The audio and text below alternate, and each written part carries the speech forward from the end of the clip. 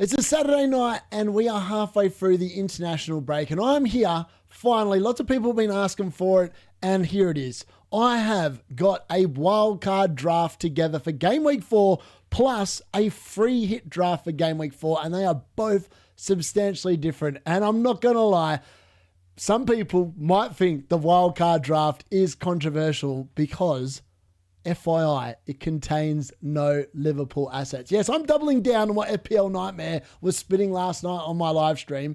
And I think that potentially avoiding Liverpool could be the correct answer, which makes no sense when you really think about it because they are top of the league. But I think it's a play that a lot of people might soon start considering.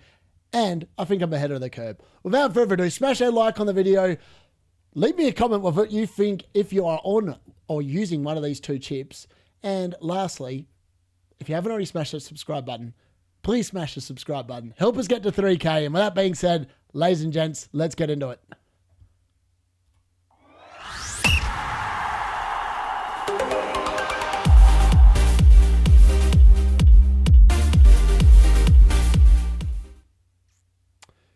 So what more can I say here other than the fact that wildcard versus free hit, I'm not sure where people want to go with this. Honestly, I'm not sure why people are playing chips at the moment.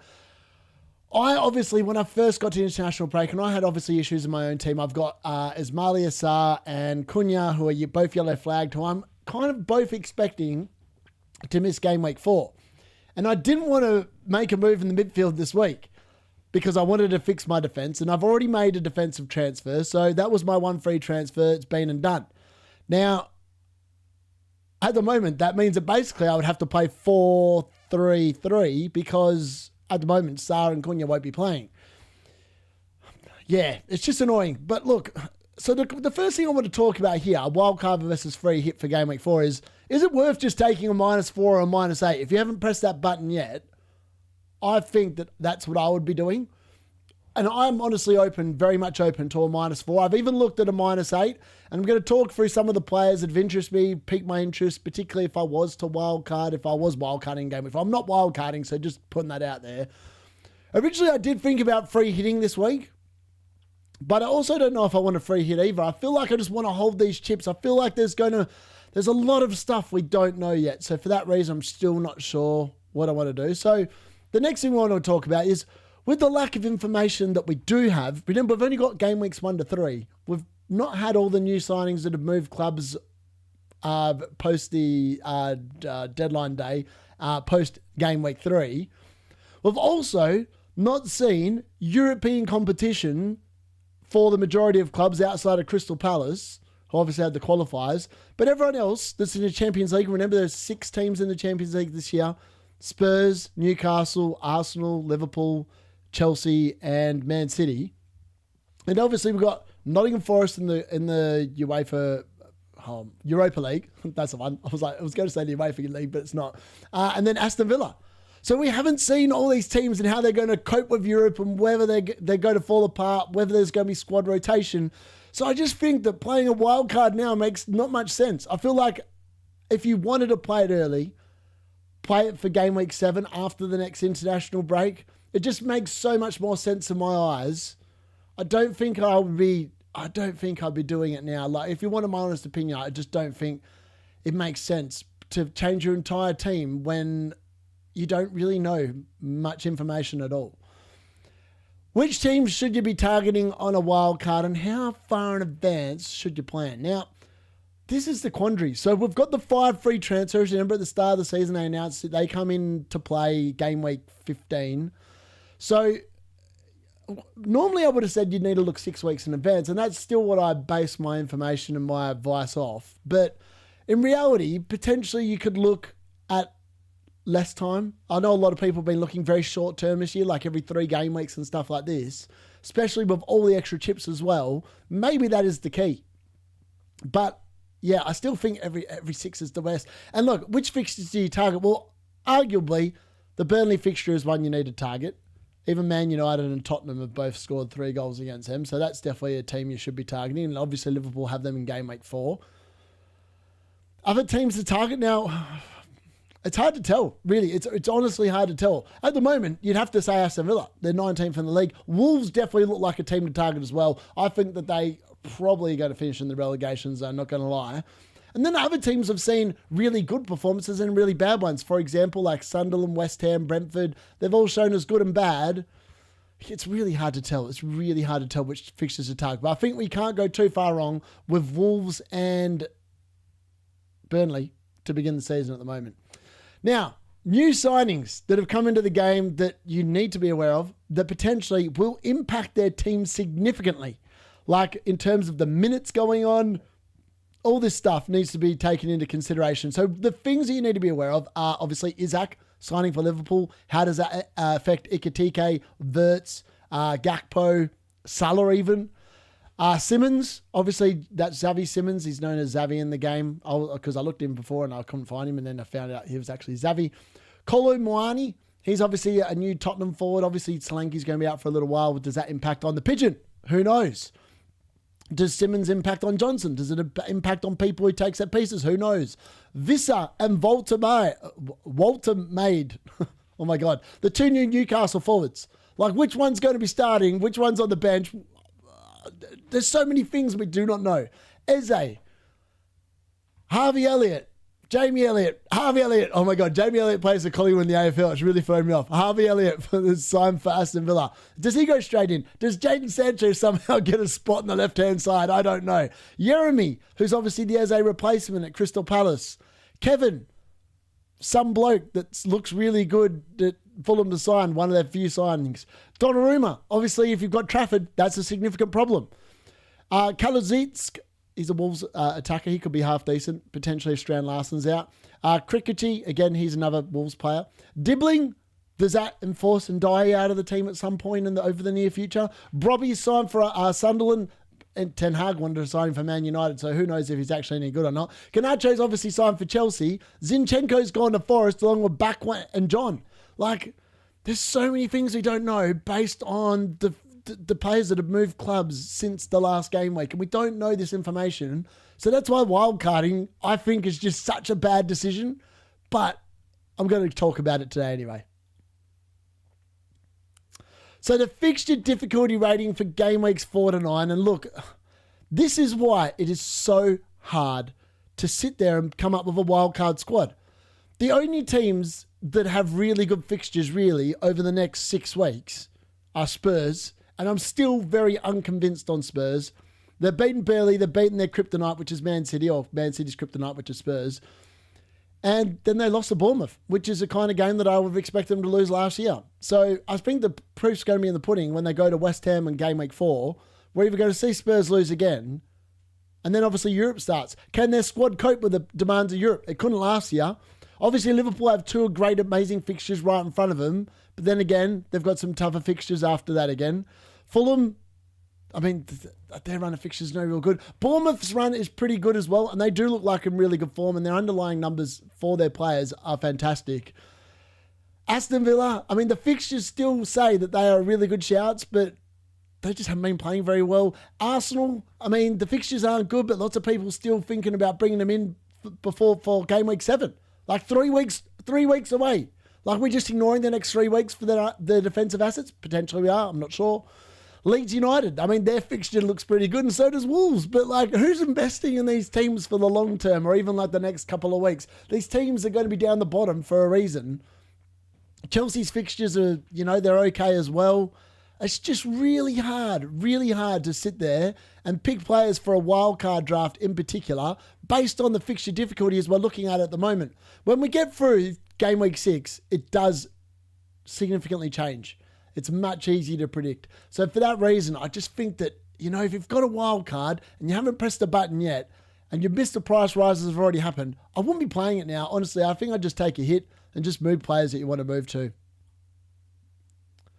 So on to a free hit draft based off the fixtures that look amazing for this week. Now, this comes in at 100.2 million team value, and that was exactly what I had to make this draft. So some people that don't have this will have to make sacrifices, but this is the best 15 players I think that I could put together for this game week. So I've gone with Pope in goal. because they've got Wolves at home. And Wolves have looked bang ordinary. Strand Larson looks like he may not even be fit and available for this game. So the chances of a clean sheet. And one thing Newcastle have done so far well this season, they've barely conceded. Other than the Liverpool game where they scored 3 goals and off like stupid XG numbers, Newcastle have actually looked really good defensively. So for that reason, I think I'll be more than happy to sit there and play a double up. And I'm not a fan of playing double ups. Everyone knows how well my Nottingham Forest double up's gone so far this season. It has been poor. But I think that I could get behind a Newcastle double up for Wolves at home.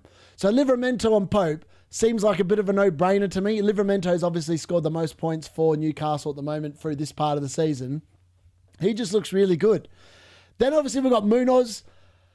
He's got the Sunderland at home fixture. Now Sunderland, I think their defensive numbers actually aren't too bad, all things considering, but they are away from home. Crystal Palace have started the season immaculately. 2 clean sheets from their first 3 games as well. And Munoz is just a machine. So I think for 1 week, there's 1 week I would want to own Munoz, it's probably this week at home to Sunderland. There's every chance he gets a clean sheet and an attacking return against them, let's be honest. Then I've gone with Senesi, and some people say, why? Why have you gone with Senesi? This dude's been racking it up. I kind of expect Bournemouth to keep Brighton out, like in this game. I honestly expect them to keep a clean sheet. I think Senesi, again, could get those DC points. He has looked unbelievably good, and I don't know, it's just hard to look past someone that's just been racking up the points. So for that reason, he's a cheap enabler. He's 4.6 now, obviously. And then the 2 players I've got on the bench, you could play Tosin away at Brentford if you preferred that over Senesi. And Goodmanson is literally just taking up a 4 million spot on the bench for no other reason other than the fact that you need a 4 million defender to make this work. And realistically, he's not going to be coming on. Obviously, I'm just going to talk about King, who's also on the bench. Now, potentially you could play King over potentially Reindeers because of the fact that he has got the Leeds at home fixture potentially. And he did look good against Chelsea. He probably should have scored there. But I just think he's more than an enabler than anything else. Maybe you should actually be playing Tosin in front of him. And obviously, Dubravka there is the 4 million goalkeeper because, look, you're not going to need him, so there's no need to be spending money there. Then in the midfield, we are doubling up on Liverpool attack. So we're going with Cody Gakpo, who I think will be fine because Isak didn't even start for Sweden during the game like overnight. So I can't see him coming straight in. So I think Gakpo should be fine this week. And I think you definitely want that double up against Burnley. I've got Mo Salah in here as well. I mean, you could have Wirtz instead, or you could have Ekitike up front instead, and then a different midfielder. It's up to you what you want to do. But I think the 1 week that I always said I wanted Mo Salah for this season was the Burnley away fixture. So for that reason, I have to include him in a free hit draft. Enzo obviously comes in. I just think you need some Chelsea coverage, particularly in the midfield. The way they're playing, this dude is been on fire. If Cole Palmer misses again, he's on penalties as well. There's a lot to like there. At 6.6, he's just really good value as well. And then Reindeers, obviously, Man United and Man City, that derby's going to be high scoring. I've got every faith that there's going to be goals galore in there, and I think Reindeers is probably going to be involved. He looks good. Obviously, Gundogan's left, so there's less posing of risk to his position in the team. That's what I'm going with. It didn't come out how I anticipated, but there we go. Then up front, we've got Evan Ilson. He just obviously scored in his last game. I just think that Bournemouth look really good, and I expect he looks good. And Brighton's defense have looked pretty poor, let's be honest. So I expect him to probably kick on there. Mateta, obviously, at Sunderland at home fixture. He's obviously on penalties as well, as been confirmed. Obviously, I think he's going to be good. I expect them to beat Sunderland quite easily, and I expect Mateta to be involved. He's not away on international breaks, so he'll be nice and refreshed and ready to go. And then we've got Erling Haaland. Now, he doubles up as the captain here, I think. So Haaland, when you look at the stats or whatever, he is unbelievably good against Man United, or he blanks. Now, based on what I've seen from both players to the start of the season, between him and Salah, Haaland's still the better pick, and I think that he's got a lot more upside. I kind of expect Haaland to score at least a couple of goals, and I'm a Man United fan, so if there was someone to sit there and say he's not going to, it would be me. That's not actually the case. So, yeah, it is what it is, and we just continue to roll. But yeah, we just go with that and just hope for the best, really. So let's have a look at the wildcard draft now. So look, players that were unlucky to miss out that I rate and considered. Now, I didn't include any of these players on the wildcard draft I've constructed for Game Week 4, but these are players that I do like. Sanchez, Raya, and Henderson can all consider themselves unlucky not to make the starting goalkeeper berth. And there's a reason why. We'll find out which goalkeeper I've gone with very shortly. But they are very unlucky not to make it. Let's be honest. I think they're all very good, and you can make arguments for picking all of them short-term and long-term. And they're all pretty much non-injury prone as well, which is exactly what you want.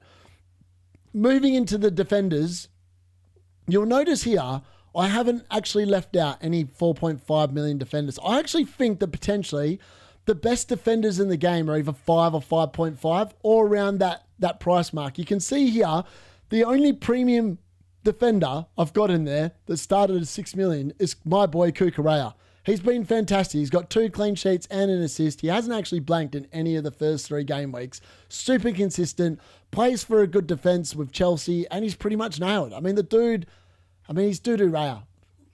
I have to get credit to Luke for that, but honestly, he's great. Lacroix is the defensive contribution, the DC superhero beast that I needed in my team rather than Collins. I think he's better. Tarkowski and him just literally get him every single week. Doesn't matter who they're playing, they literally get him. I like them for that. Their floor is high. Their ceiling is massive if they keep clean sheets. Yeah. Romero, similar case. I prefer him over Pedro Porro and Van de Ven. I just think he's potentially less injury prone than Van de Ven, and he costs less than Pedro Porro, and he's lesser owned. And I just like that. There's something about that I just like. And then Jurriën Timber. Let's be honest, he was the Arsenal defender I went for last year. I still think he's my favourite Arsenal defender to own. And I just think that why pay up an extra $500,000 when you can get him for 5.6? A lot of people going for Killafuri.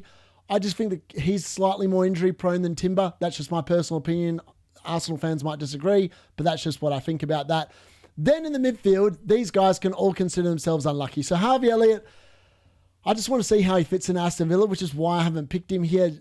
Same with Xavi Simons from Tottenham. Again, both unlucky players. I do like them, and I think that they will be really good assets for their teams, but we just don't have enough information for them to take the blind leap of faith. Dango and Reindeers, again, 2 new signings here. They're very unlucky not to make it. If Brentford have better fixtures and better form per se, Dango is a player I really like, and at 6 mil, even Damsgaard at 5.9 can consider themselves unlucky. They both didn't make it. Reindeers, again, I just think that once the Champions League starts, we will see classic Pep Roulette, and that's why he's kind of missed out here. Then we got Cody Gakpo. Again, the long term, I'm concerned about what's going to happen there with Liverpool. Short term, I've got no issues, but I am trying to plan at least 6 weeks in advance, and for that reason, Gakpo misses out, along with literally every Liverpool player.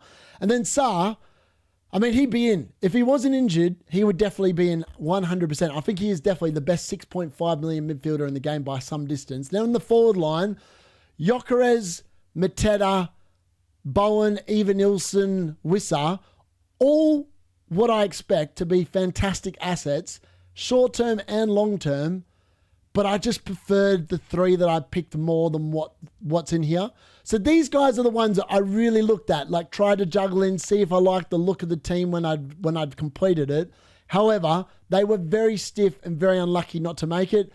But now it's time to have a look at what I've actually constructed as a wildcard game week 4 draft. And this is going to shock a lot of people, I'm sure of it. So let's start in goal. And I've actually gone with Vicario. Now, I know that he is the top scoring goalkeeper at the moment at 5 million. He plays for Spurs, but I did want some Spurs coverage and I couldn't work out how to get a Spurs player into the rest of this team. So for that reason, he's in. For no other reason other than the fact that I thought that potentially I need some Spurs coverage in the defensive line. So he's in. Dubravka's obviously the other goalkeeper. I'm still only spending 9 million on the goalkeeper combos. I did look at getting 2 4.5s. Like Petrovic looks really good, but I don't know. Potentially you could do that, a 4.5 million Petrovic and maybe like a Kelleher or someone else and just rotate those 2. I'm not sure, potentially. In the defense, now I've gone with 5 defenders here, 2 4.5s and then 3 pretty much, I would say, semi-premium/premium defenders. So we've gone with Munoz, 5.5. He's brilliant, let's be honest. Livramento, 5.1. Again, Newcastle's defence have been really good this season. And so is Chalobah and Chelsea's defence. So again, easy decisions. Yes, they're both, they're quite high at the top of the point scoring, and lots of people might have gone for Kukurea instead of Chalobah, and maybe someone else other than Livramento.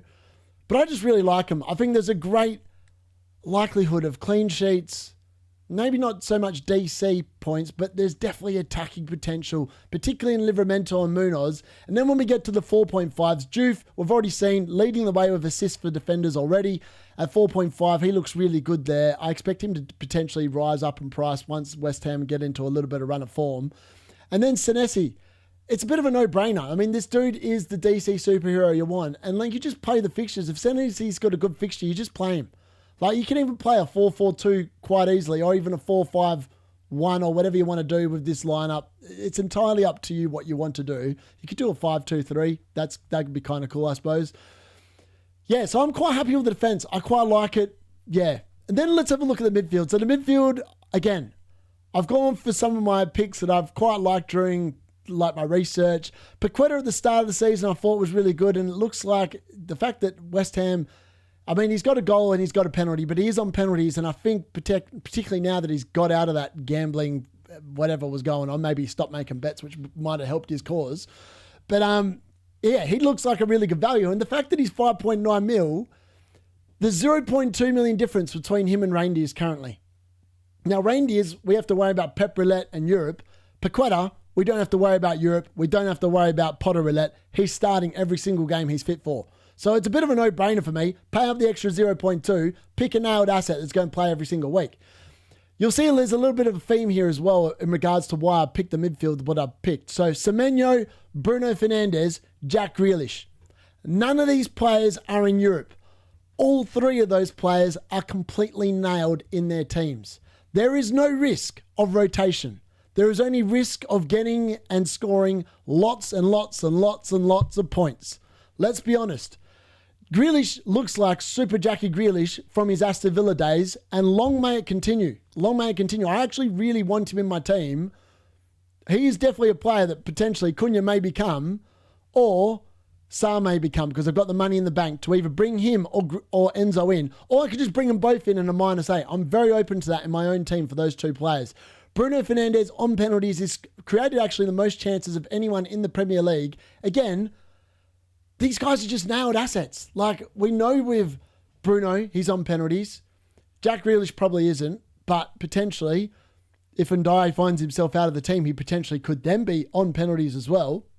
Semenyo, we don't know. Kluivert's obviously going to be on him if he's on the field, but if he's not on the field, maybe it is Semenyo, maybe it's even Ilson, we're not sure. And then Bruno's obviously on him. So, yeah. And then I've obviously gone with Enzo Fernandez. Now, I think that you need lots of Chelsea coverage. Chelsea look like the best team in the league for me through the first 3 game weeks, even with their slow start to the season against Crystal Palace in game week 1. Now, Enzo Fernandez, we've learned, is on penalties when Cole Palmer's not on the field. And I think that there's going to be more rotation there. Plus, Enzo Fernandez is a cheap enabler, really. 6.6 million into that Chelsea midfield.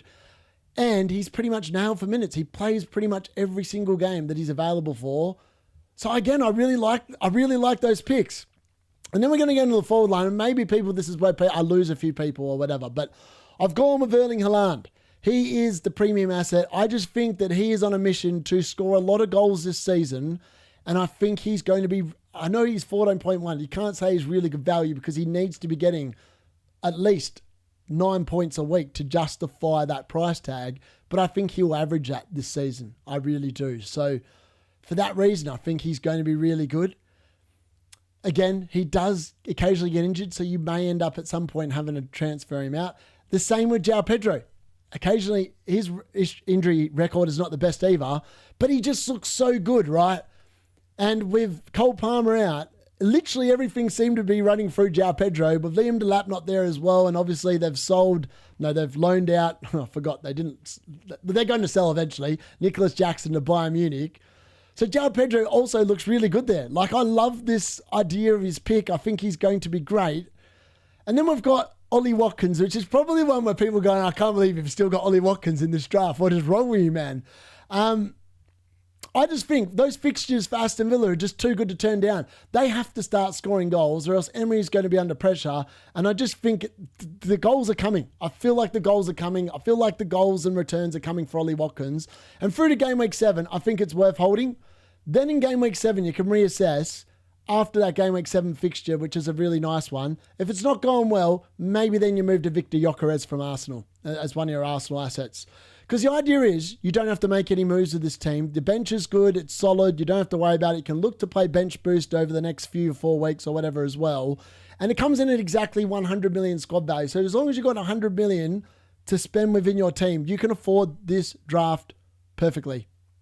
So again, I don't know. I know it's got no Liverpool and people are going to say you're an idiot. They've got Burnley and then they've got Everton. But I don't think Everton's an easy fixture this season. And Burnley at home, they've conceded no goals and they've won one game there. So I'm hoping against hope. But again, if you literally load up on Liverpool assets this week, you then have to start moving them out because the fixtures in Europe's going to be happening. Slot roulette's going to happen. I think that the reason why I've gone with this team is that let's have a look at the players that aren't in Europe. So Vicario, you don't have to worry about goalkeepers. They always play anyway. So Munoz, Livramento, Chalobah, all in Europe, potentially could be rotated, but I don't think their managers will rotate them as players in the league. Senesi and Juve, no need to worry. So they're always going to be starting because there's no Europe to worry about. Paqueta, ditto. Semenyo, Fernandez, Grealish, all not in Europe. No worried about rotation. Then Enzo, Watkins, João Pedro and Haaland are all pretty much guaranteed nailed players in their respective teams. So that is why I think you really need to keep in consideration, if you are wildcarding now, European competition starts and the roulette is coming, baby, and you need to be planned for it and make sure that you're picking assets that in particular are going to be getting good minutes in the league, because otherwise you're going to be wasting your wildcard and you're going to be making lots of transfers to fix all these issues if you don't do some good forward planning. So that's my wildcard draft for Game Week 4 and my free hit draft for Game Week 4. Let me know if you are on either of these two chips this week and what assets you are looking at. I know obviously I've got no Forest players in the team and no Liverpool players in that wildcard team. I'm intrigued to know what people think about that and whether you are under the line of thinking that I am, that potentially European football is going to have a massive impact on who plays and who doesn't. And for that reason, maybe it's just best to ignore players that are in European teams. Let me know what you are thinking and what you're planning to do in the comments. And again, if you've enjoyed that, smash a like. And if you haven't already, please smash the subscribe button. I'll catch you again very soon. Enjoy your international break. That's been FPL D-Unit. I'll see you soon.